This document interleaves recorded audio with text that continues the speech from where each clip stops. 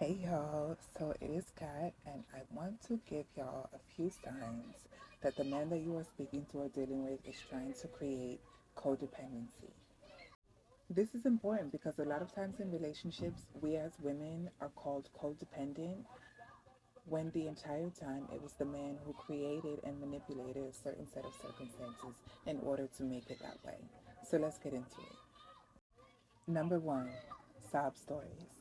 If you meet a guy and immediately he's telling you about, oh, my mom was always at work, so she neglected me, and I never knew my father, and life is so hard for me as a man in this world, you need to dead him because what he's trying to do is make you feel like you owe him something because he's been through so much in his life.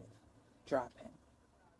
He's also trying to create a fake emotional attachment by telling you these sob stories that probably honestly never even happened. Men are very prideful and they never want to appear weak. So you can always bet on the fact that he's trying to manipulate you and make you feel emotionally attached to him when he presents you sob stories about his past, his life, or his circumstances. Number two is by confusing you, by leaving you unsure of your status, by creating emotional highs and lows, arguing, and then having great makeup sex afterward. He is confusing you and making it so that you become trauma bonded with him. If he confuses you, he is trying to manipulate you. Number three is raw sex. Now, let me back it up a little bit. We, of course, know that men and women have been socialized differently. We women have been taught that sex is something special and you only share your body with a man who you truly love. Blah, blah, womp, womp, womp. Men do not feel the same way. A lot of us think that we are special because a man is choosing to put his raw penis inside of us, but it's actually the opposite. Most of them don't use condoms with anybody, and they don't think it's a special act. Men know this and will pretend that having raw sex with you is something so special and something so honorable, and will pretend like it's something that they're doing for you instead of something that they usually just always do with every person they have sex with. Number four is pretending like he wants to be better.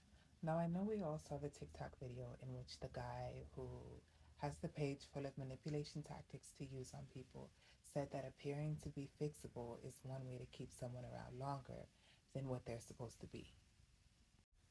By pretending to be fixable, by pretending they want more for themselves, and by pretending they want better lives, they can always just say, oh, I just need a little bit more. I just need a push from you, babe. And guess what? You, as their partner, are going to feel obligated to do that, thus using the rest of your life pouring your time and energy into bettering a person who already knows they want to be wicked and evil for the rest of their life.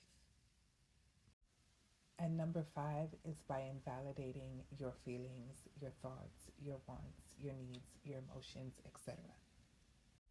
People who are codependent suppress their own emotions, and many men start this process in their relationship early by putting you down, by rejecting your likes, your wants, your thoughts, your needs, and by making you feel crazy when you talk about how you feel as a result of their behaviors.